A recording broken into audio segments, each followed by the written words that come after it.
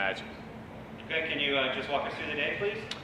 Yeah, the day was awesome. We had a bit of a hold this morning because of the weather, and fortunately, Chris Bedford and his team did an awesome job of getting us into a nice little spot where we could get Patriot out and in some reasonably uprange conditions and do some laps around Pensacola Bay.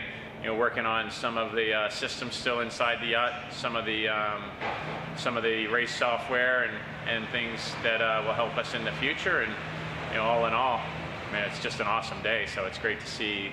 It's great to see the guys out in the top end conditions. Okay, and can you walk us through what happened at the end of the day? Yeah, so they were going upwind on starboard tack. They hit a submerged board.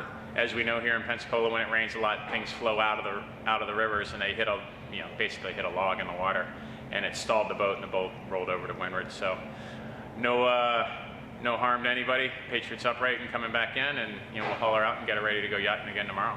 Any breakages so far that you know of? No. Were there any breakages before the capsize? No. Great day. Okay. You announced and we saw today the new rudder. Can you tell us a little bit about that? Yeah, it's black and shiny. Has an elevator on it. It was a rudder that we had used in Auckland and hadn't declared yet, so we're looking at the crossovers between the existing rudders. Okay. What would be the benefits of this one over the old one? Going faster in a straight line. And was that accomplished today?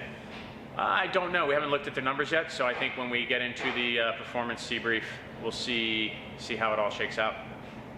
How do you see the team, hypothetically, how do you see the team lining up against other teams if we were to race tomorrow or in a year and a half? I think height-wise, we're a little bit shorter. Strength-wise, we don't know yet. And so I think in August through September, October of 24, we'll have a pretty good answer to that question. Okay. We just came off of 4 non-sailing days. What were the team working on during those times?